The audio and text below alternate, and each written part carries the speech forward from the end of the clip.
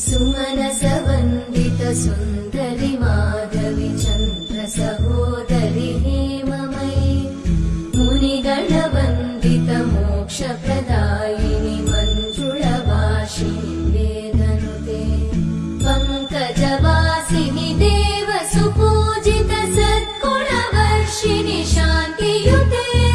जय जय हे मधुसूदन कामिनि आदिलक्ष्मि जय पालय माम्